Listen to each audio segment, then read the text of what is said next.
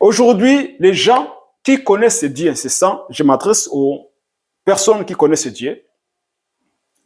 Aujourd'hui, à cause de la situation, à cause du système, à cause de l'influence dans ce monde, aujourd'hui, les gens choisissent délibérément d'abandonner Dieu, de mettre Dieu à côté, mais de suivre le système et de faire des compromis.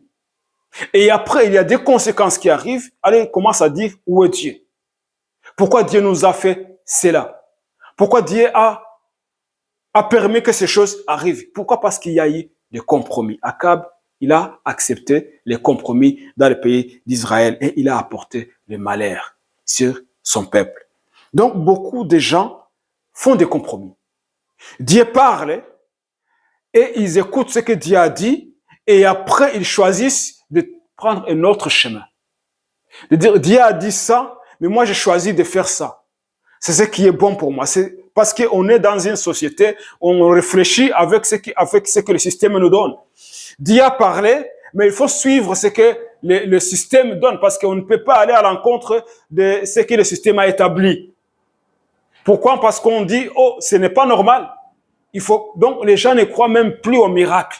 Ils ne croient même plus que Dieu est capable de créer des choses qui n'existent pas, ou de tracer un chemin dans le désert, ou séparer même l'océan. On dit que ce sont des choses qui sont passées à l'époque, ce sont des légendes. Et les gens choisissent de suivre ce que le système offre.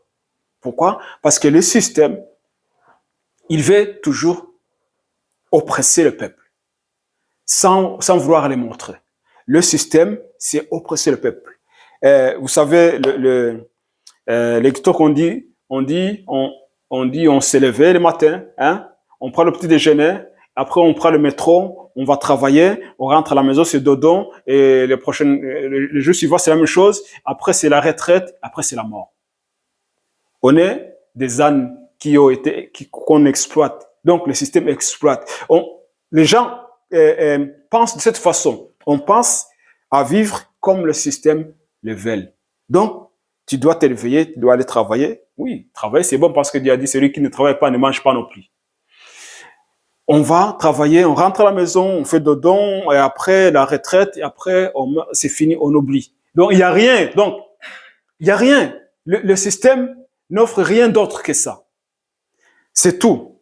Mais Dieu nous demande d'être des visionnaires. On doit avoir des visions, de ne pas vivre dépendant du système.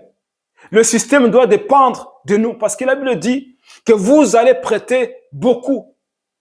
Vous n'emprunterez pas. C'est ça la promesse que Dieu a donnée à son peuple. Le peuple de Dieu ne devrait pas emprunter, devrait prêter, parce que c'est ce que Dieu a établi dans son royaume. Donc, lorsque nous dépendons du système, on ne peut pas s'en détacher quand on est déjà dedans, dans le système. C'est difficile de s'en détacher. Parce que même les gens qui connaissent Dieu vont commencer à te dire, non, c'est comme ça que ça se fait. C'est le système qui est là, qui a été établi par des hommes. On doit suivre ce système si on va vivre. Si on veut vivre, on va suivre ce système. Mais Dieu ne fonctionne pas comme ça. Amen. Je me rappelle l'histoire d'un homme de Dieu en Angleterre. Donc, je pense que c'est pendant la Première Guerre mondiale ou la Deuxième Guerre mondiale, je ne me souviens pas très bien. Il occupait un orphelinat. Dans cet orphelinat, il y avait la famine à cette époque-là. Et il n'y avait rien à manger sur la table des enfants. Alors, qu'est-ce qu'il faisait? À chaque fois que c'était le moment de manger, il emmenait les enfants à table et puis il disait, on va bénir le Seigneur pour ce qu'il va nous donner ce soir pour manger. Les enfants sont assis à table, les assiettes sont vides. Et puis, il bénit le Seigneur. Merci Seigneur pour tout ce que tu vas nous donner à manger ce soir. Et après la prière, on sonnait à la porte. On apportait du pain, on apportait de la soupe, on apportait des choses et les enfants mangeaient. Cet homme avait la foi. Amen. Alors, un jour, il est parti en Amérique pour un séminaire. Il était dans le bateau et dans le bateau, il n'y avait pas assez de vent parce que c'était des bateaux à voile. Il n'y avait pas assez de vent. Alors, le capitaine, il est venu lui dire, on va avoir du retard pour arriver aux États-Unis. Et l'homme de Dieu l'a dit non, non, on va arriver à temps parce que je dois faire ce séminaire à temps, donc je dois arriver à temps. Il dit non, c'est pas possible, il n'y a pas le vent.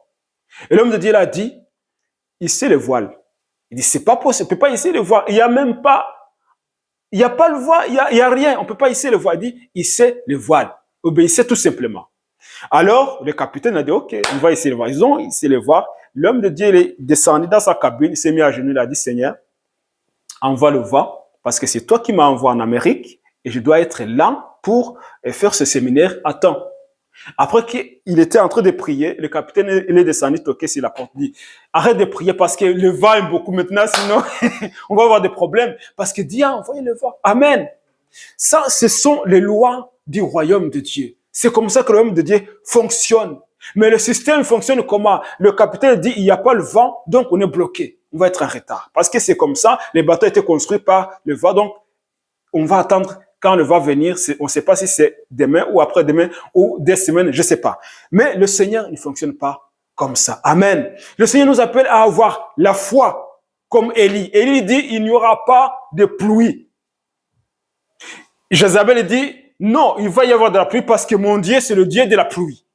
Baal, c'est le Dieu de la pluie, il est là, il va y avoir de la pluie. Et il dit, il n'y aura pas de pluie pendant 3 ans et demi. Et c'est ce qui s'est passé. Amen. Alors, on saute, on va maintenant vers la fin de cette histoire. Là où j'ai dit que après le feu, il y a l'eau, il y a la pluie. Amen. Après le feu, il y a la pluie. Le feu purifie. Lorsqu'on purifie l'or et l'argent et beaucoup de choses, on utilise le feu. Le feu purifie, le feu consume, le feu détruit. Vous vous souvenez, il y a quelques semaines en France et même en Espagne, au Portugal, ils avaient des problèmes avec les incendies des forêts. Les forêts ont été consumées en France, en Espagne, au Portugal à cause de la chaleur. Mais c'est l'homme ils utilisaient l'homme pour éteindre le feu. Mais ce fait-là c'était catastrophique cette année parce que ça a battu les records dans les forêts, surtout françaises, où ils ont vu vraiment beaucoup d'hectares disparaître comme ça à cause du feu. Mais moi, je parle pas de ce feu. Je parle par le feu qui descend du ciel, le feu de Dieu, le feu qui purifie. Amen.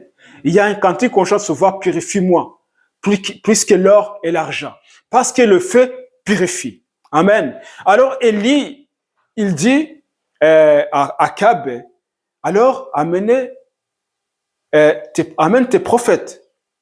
On va se trouver sur la montagne et là, sur la colline, on va voir qui est Dieu, qui est le vrai Dieu. Le Dieu qui va répondre par le feu, c'est le vrai Dieu. Amen.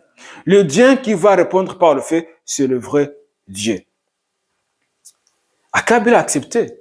Parce qu'Akab, lorsque on se soumet à des mauvais esprits, donc on ne peut même plus réfléchir correctement. On oublie complètement ce qu'on a appris. Lorsqu'on se laisse conduire par les mauvais esprits, on ne peut plus se rappeler ce que Dieu a dit de bien. Akab, il était devenu bête. Jusqu'à dire, ok, on va voir, c'est Baal qui va gagner la guerre, de toute façon. Et pourtant, Baal n'a rien fait pendant 3 ans et demi, il n'y avait pas de pluie. Et pourtant, ils ont continué à demander à Baal d'apporter la pluie. Mais il continue à rester à sa position. Baal, c'est le vrai Dieu. Mais on apporte 2 taureaux.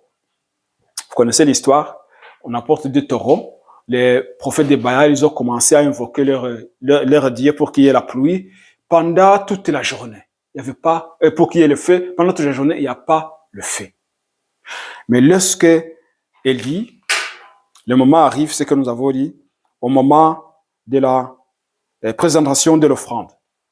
Au moment de la présentation de l'offrande, Élie, il rassemble le peuple, il dit, approchez-vous d'ici. Tout le monde, approchez-vous d'ici. Parce qu'Élie savait ce qui allait arriver. Parce qu'il croyait à un Dieu qui répond par le feu. Le Dieu d'Israël, le vrai Dieu. On apporte, on met, donc Élie, qu'est-ce qu'il a commencé à faire? Il a commencé par restaurer l'autel de l'Éternel qui était déjà détruit. L'autel était déjà détruit et Élie commence à restaurer l'autel. Amen. Lorsque Dieu veut faire quelque chose dans la vie de l'homme, il faut que d'abord il y ait restauration. Amen. Il y ait restauration. C'est pour ça que souvent, on voit que, par exemple, lorsque quelqu'un blessait quelqu'un, pour qu'il puisse avoir bénédiction, il faut d'abord demander pardon. Il faut se réconcilier avec son prochain. Lorsque quelqu'un a volé, lorsqu'il se repent, il doit restituer ce qu'il a volé. S'il peut le faire. Donc, il faut restauration, il faut réconciliation pour que le feu descende. Amen. Pour que le feu de Dieu descende, il faut la restauration. Il faut restaurer l'autel de l'Éternel. Il y a dans beaucoup de familles, dans beaucoup de maisons, l'autel de l'Éternel a été détruit. Il n'y a plus l'autel de l'Éternel. C'est des choses aujourd'hui, donc les gens ils prient comme d'habitude. On doit prier pour manger, on va prier pour dormir, et c'est tout. Il y a des gens qui prenaient du temps pour prier, pour jeûner, pour chercher la face de l'Éternel. Lorsqu'ils avaient des problèmes, je peux dire que surtout dans le milieu où j'ai grandi, qui cherchaient des papiers. Ils jeûnaient, ils priaient pour avoir des papiers. Le Seigneur a donné les papiers. Après qu'il a donné les papiers, maintenant ils ont commencé à prier pour avoir le travail. Il a donné le travail. Après le papier, le travail, maintenant on ne prie plus. Pour le matin, quand on se lève, et le soir quand on va dormir, on ne prie plus. Donc, il n'y a plus de besoin. Alors que la prière que je fais pour moi-même est une prière égoïste. Parce que la Bible dit, portez les fardons les uns les autres et priez pour tous les saints. Lorsque tu n'as pas le temps de prier pour le pays, lorsque tu n'as pas le temps de prier pour les amis, lorsque tu n'as pas le temps de prier pour les âmes, là, la prière que tu fais est une prière égoïste. Tu as prié, oui, c'est bien, tu as prié pour que le Seigneur résolve tes problèmes. Il a résolu tes problèmes. Maintenant, parce qu'il a résolu tes problèmes, tu n'as plus envie de prier. Tu manges et tu dors et c'est fini. Là, l'autel, l'autel est détruit dans ta maison. Il n'y a plus l'autel de l'Éternel. Mais le Seigneur, qu'est-ce qu'il nous appelle? La restauration il faut restaurer l'autel dans les maisons, dans les familles. Il faut restaurer l'autel chez nous, même dans notre vie. Dans ma vie, moi-même, je dois restaurer l'autel. Pourquoi? Parce que c'est ce que le Seigneur constamment. C'est ce que Dieu a dit à Moïse, qu'il y ait toujours le feu sur le chandelier.